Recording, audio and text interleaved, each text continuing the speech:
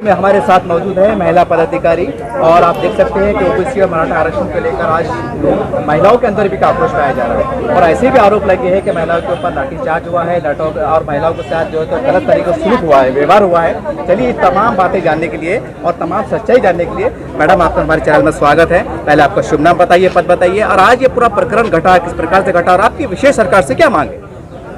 मेरा नाम सौभाग्यवती मनीषा संजय भंसाली है और मैं भारतीय जनता पार्टी संभाजी नगर की उपाध्यक्ष हूँ। आज का हमारा ये जो आंदोलन है ये हमारी तिघाड़ी सरकार के लिए, बिघाड़ी सरकार के अगेंस्ट में जो ओबीसी का आरक्षण इन्होंने रद्द किया है उसका आक्रोश बताने के लिए आज महिलाएं भी सड़क पर उतरी है। इन्होंने विश्वास दिलाकर मतदान लिया, सरकार स्थापित की और आज पिछली बार मराठा आरक्षण रद्द किया और इस बार अभी ओबीसी आरक्षण रद्द कर दिया। ये हर बार मतदाताओं के विश्वास को विश्वासघात में बदल रहे हैं। आज भारतीय जनता पार्टी के सभी पदाधिकारी और नेताओं के अध्यक्षता में हमने यह आंदोलन किया और हम आज सड़क पर आए हैं कि इन्होंने यह आरक्षण जो रद्द किया है यह वापस लेना चाहिए और ओबीसी आरक्षण कंटिन्यू रखना चाहिए। मैडम, लेकिन शिवसेना की ओर से ऐसे आरोप लग रहे हैं कि बीजेपी राजनीति कर रही है और जो तो जनता को गुमराह करने का काम कर रही है, इसके बारे में आप क्या कहना?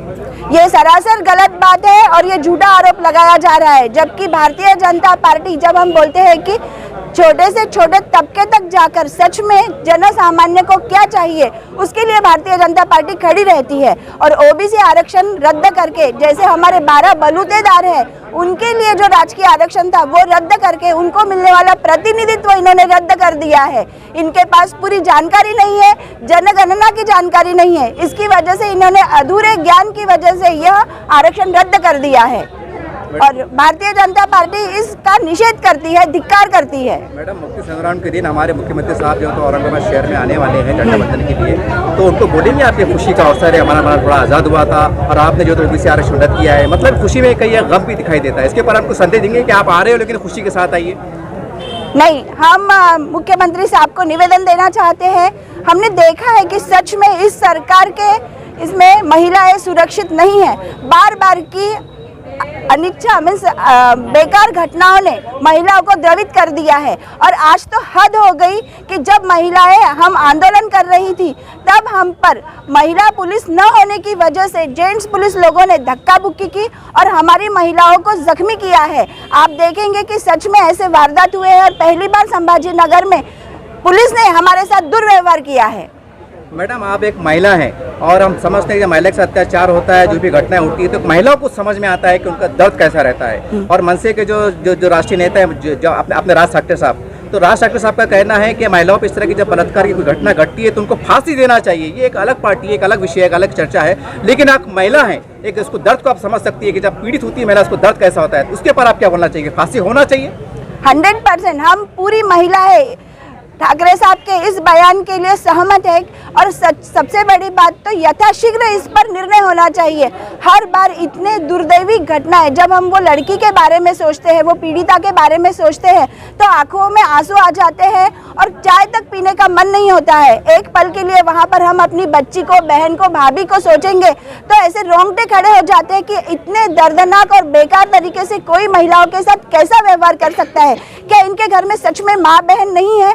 और उसके बाद जब पीड़िता मर जाती है उस दिन तो ऐसा लगता है कि सब कुछ खत्म हो गया है। इस सरकार में सच में महिलाएं सुरक्षित नहीं है। इस प्रकार से जो तो महिला पदाधिकारी बीजेपी के, और हमने जब इनसे चर्चा की, बातचीत की तो एक बात निकल के आई है कि ओबीसी के ऊपर कहने की राजनीति चल रही है और इनकी मांग है कि सरकार अपने राजनीति से ऊपर उठकर जो तो गरीब लोगों के लिए काम करे, उनके लिए आगे आए। और विशेषकर हमने बातों बातों में से एक सवाल किया कि मनसे के राष्ट्रीय अध्यक्ष राज ठाकरे साहब का एक बयान आया था मीडिया के अंदर कि जो बलात्कारी होता है उसको फांसी देना चाहिए तत्काल। और हमने बीजेपी के महिला कार्यकर्ता है और एक महिला को समझ में आता है कि दर्द क्या होता है महिला का, तो उम्मीद करते हैं कि उन्होंने उनका समर्थन किया है। और हम भी हमारे चैनल के माध्यम से कहने के हम चौथे स्तंभ के सिपाही है और सरकार से, भारत सरकार से, हमारा सरकार से जो तो अपील करते हैं कि जहाँ भी पूरे भारत में, महाराष्ट्र में, ग्रामीण में, गांव में, शहर में, गली में अगर कोई बलात्कार की घटना घटती है तो 24 घंटे में आप उसे फांसी दें, क्योंकि ये हमारी माएँ बहनों का सम्मान है उसके ऊपर एक आक्रामक है, उसके ऊपर हमला है, हम बर्दाश्त नहीं कर सकते। सभी धर्म जाति की महिलाएं हमारी माएँ बहनें हैं और हम समझते सरकार के ऊपर उचित कदम उठाएंगे। आप आंदोलन में शरीक रहे, आपको तकलीफ क्या पहुंची, आपकी मांग क्या है? आज भारतीय जनता पार्टी की ओर से ओबीसी मोर्चा के में पदाधिकारी है शालिनी राजेंद्र बुंदे और हमारे योगेश नाट्यकर के मार्गदर्शन से भारतीय जनता पार्टी और ओबीसी मोर्चा के सब मिलके आज पूरे महाराष्ट्र में ओबीसी का जो आरक्षण खारिज हुआ है उसके लिए आंदोलन कर रहे। और ये ओबीसी का आरक्षण खारिज हुआ है, लेकिन ये दिया हुआ आरक्षण खारिज हुआ है। और जो वाशिम का कांग्रेस का कार्यकर्ता था, उन्होंने जो याचिका दाखिल की थी और वो 50% के ऊपर जो जा रहा था, वो इलेक्शन का केस लड़ा कोर्ट में, वो केस जिनका और हमारा ओबीसी का आरक्षण गया। तो मैंने भाजपा की तरफ से वो सरकार का निषेध व्यक्त करती है, क्योंकि हमको आरक्षण देना नहीं चाहिए था। हमारा दिया हुआ आरक्षण उन्होंने लिया है, इसलिए हम ओबीसी समाज का पूरा ये नेतृत्व के इसमें ये बात करना चाहती है। ये मैं अकेली की बात नहीं, पूरा समाज रोड पे आने वाला है।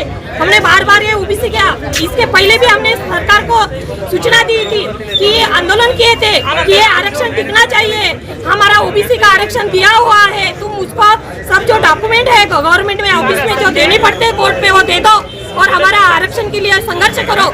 लेकिन वो ओबीसी के जो मंत्री थे ये सरकार के, वो अलग अलग ओबीसी गठ को लेके वो मोर्चे निकाल रहे थे, आंदोलन निकाल रहे थे, महासभा ले रहे थे, महाअधिवेशन ले रहे थे और ये लोगों की दिशा भूल करके पूरे महाराष्ट्र में घूम रहे थे। लेकिन ये काम करने की वजह से उन्होंने ये सब इकट्ठा डाटा करते थे और वो कोर्ट को देते थे, तो आज ये हमारा ये ओबीसी का आरक्षण नहीं जाया होता। आज हमारे ग्राम पंचायत में, जिला परिषद में, पंचायत समिति में जो एक गरीब महिला ओबीसी की देश के नेतृत्व करने के लिए तैयार होती थी, ये हमारे गरीब ओबीसी का और बहुजन 12 बलुतेदारों का आरक्षण उन्होंने खींच लिया।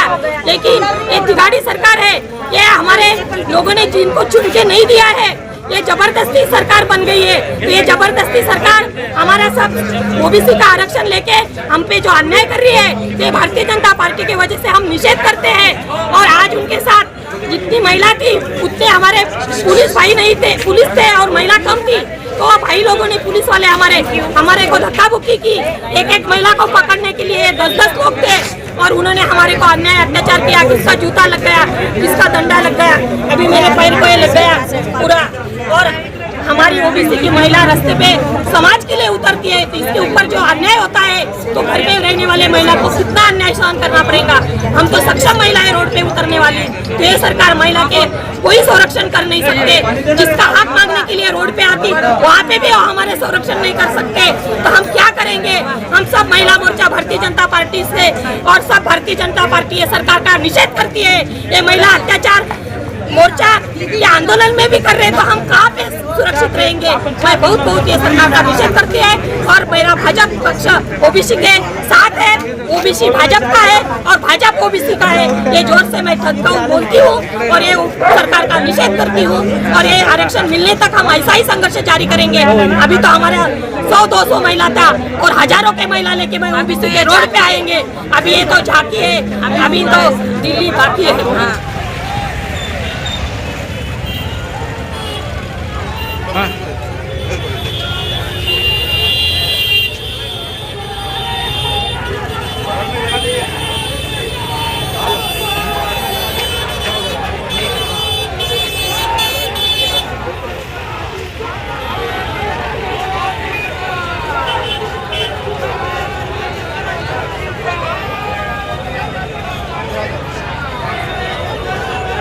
Whoa, whoa.